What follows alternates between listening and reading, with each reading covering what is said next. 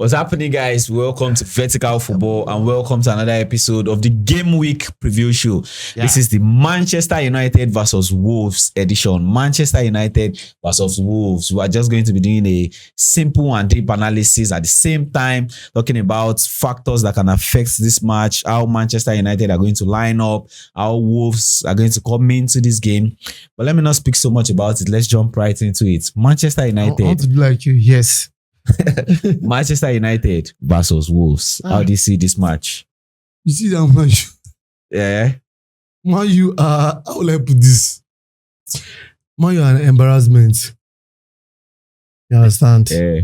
Like, you will be so sure that they will lose a game and they will lose it. Mm. Do you understand? They used to give you a return on investment. Yeah. It's always high. My return on investment is very certain. And you don't understand. Yeah. Bro, okay, like the last one they played, I said Newcastle beat Man U. Newcastle would trash Man U and they did. They outplayed. It was trashing like match. Trash. When they were playing 1-1, I said, this game, Newcastle go steam now. And it happened, you understand? Yeah. Mine is very, very predictable these days. So let's speak about Manchester United versus Wolves. In the first leg, Wolves beat Manchester United 2-0. And now Manchester United is now coming to play Wolves that they have not lost a match in their last 5 games. Are you serious? Yes, Wolves have not lost a match in their last 5 games. In the Premier League now, looking at short term, they are the most informed club with Newcastle. I'm seeing a draw game. You're seeing a draw in this match. Yeah, why you will not win that game? Yes. I'm on my own side. I'm seeing. I think Wolves has what it takes to beat Manchester United. Wolves, yes. Yeah. Is that Wolves win or they draw the game? Yeah. So one thing I would like us to just speak about briefly is the goalkeeper situation in Manchester United. We're speaking about Onana with the press conference with Matic and everything. Now coming into the match against Newcastle, they put Ben. What's his name again? Ben something. Ben Yada. He didn't make the bench. I think that should be like a psychological thing. You don't want to put him here. He had a very poor match against Lyon, bringing him to the Newcastle match. What do you think? Do you think it's going to be a good idea still keeping on to Ben Yada going forward? Now, you see, there's something about Manchester United. Okay, let me first answer your question. Yeah. Goalkeeping is not Manchester United problem. Of course, you need a very, very good and brave keeper. Yeah. You understand? But this is an Onana that has kept for Ajax. Mm-hmm. He has been there for Inter Milan, and you didn't see that. Did you see him doing? There were glimpses of it, but not this much. People were rating him very high. Yeah. Inter Milan were very, very solid. Yeah. And he took them to the Champions League final. Do you understand? Yeah. Even the Champions League final, it was good. Superb in the final. That goal they scored him that day. Can score any keeper. It was a drop ball. He just came in and they several matches where Onana actually saved Manchester United. Mm-hmm. Let's don't lie. Manchester United are a team where if you go there as a player, you will fail.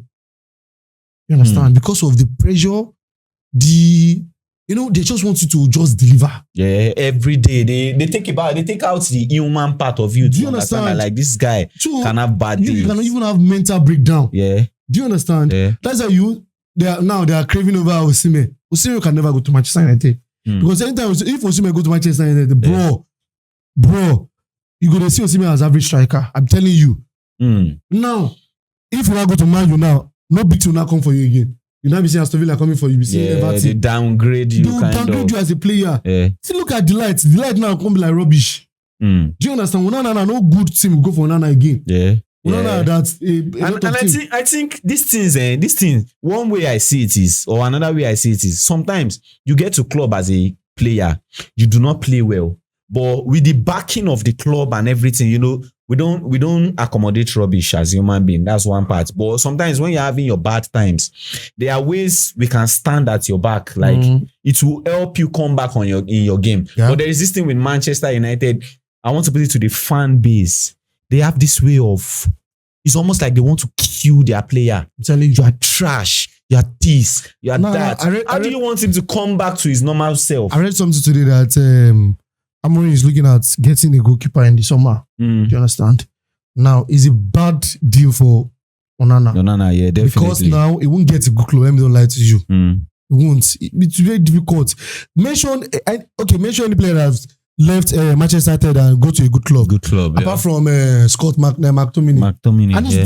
the guy is doing He's doing well. Yeah. To let you know that Man U is the problem. I used to say it to Shegun and Komi, like sometimes they will say this environment is built in a certain way. You bring people there, you say because this place is too big, they can't cope.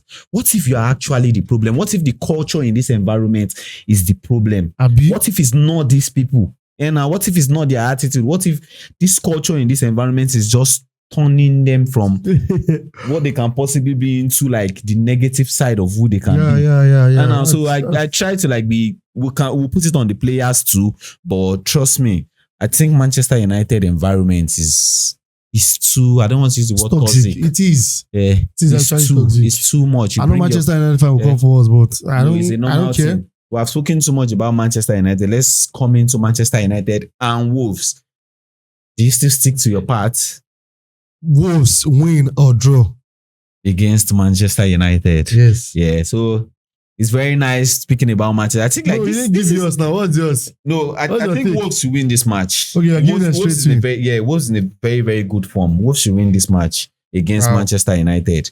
And that's going to be like probably the third club this season or the second club to do a league double over Manchester United. Are you serious? Yeah. And I'm sure of Brighton. I'm sure of one club did it already. Tottenham, Manchester United. I think it's Nottingham Forest.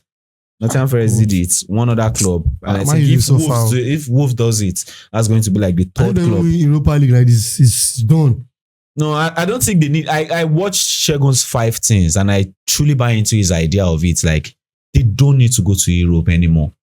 Just stay back. They had something that I bought into also when they started with Amorim is there was no training time. He just came into the club and he was just using on. They were trying to let me ask you this. Okay. They were trying to get better on the job.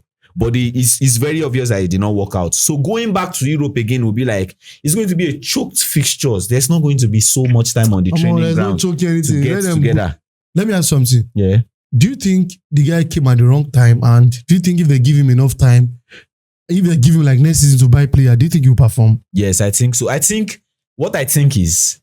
if Amorim came to Manchester United at the end of last season, or the beginning of this season, like before the season started, the preseason, he took them in his own preseason, the training section.